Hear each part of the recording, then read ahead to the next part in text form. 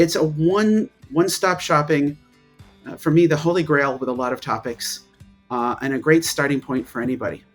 But I'm always in there. No matter how much I think I know, I'm still in there. Hi, my name is Hugh.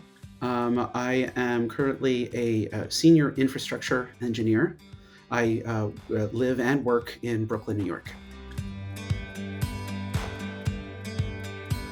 A lot of the challenges came with understanding some of the more advanced concepts of Python, some of the newer modules when new versions of Python came out.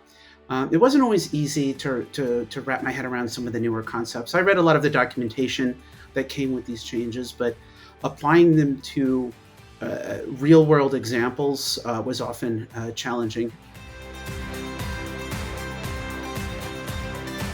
Real Python works by really breaking down the huge world of Python and everything it can do into manageable pieces. They have different people who are experts in different areas who really they sit down and they explain some of the more advanced topics simply, or for people who are new, they take some of the basics and the foundations and they start from there. So you start off with the basics and then you kind of branch out from there and you specialize in different areas. And I think that's a great way to do it, because I can really take the parts that I need and learn them and use them, and I can sort of not worry about some of the areas which are not relevant to me at that time.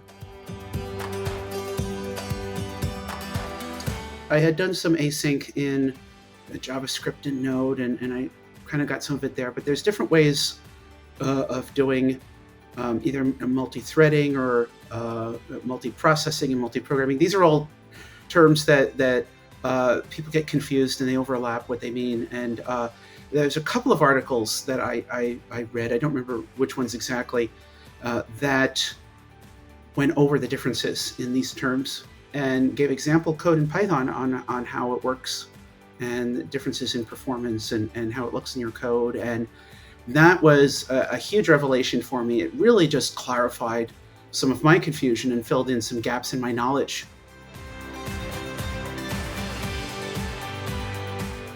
Some of their classes on object orientation were really helpful to me in a number of projects. I went into a lot of the Real Python articles on how best to structure a project and make it object-oriented, not just for the sake of making it object-oriented, but actually using object orientation to help make your code cleaner, easier to debug and refactor and whatever else. That had immediate impact for me.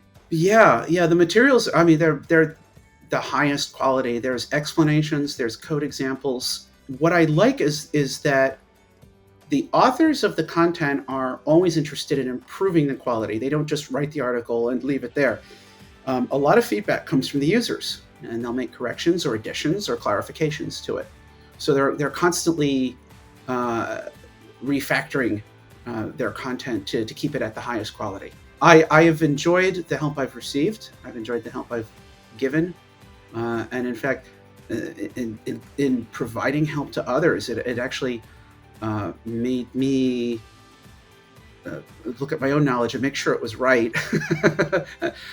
So it helped confirm some things that I knew, but I actually picked up a few things that I realized I didn't quite have right.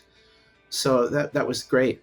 And I love seeing people's announcements about the projects that they do and the successes that they've had, because it helps inspire me to see that as well. Yes, I already do. When I've worked over the years with more junior developers who are interested in learning Python and they have questions and they want to know, where should I start? Where should I go? Can you recommend classes? Real Python is the first thing I tell them. Why don't you go there first? Take a look at some of their beginner classes and go from there.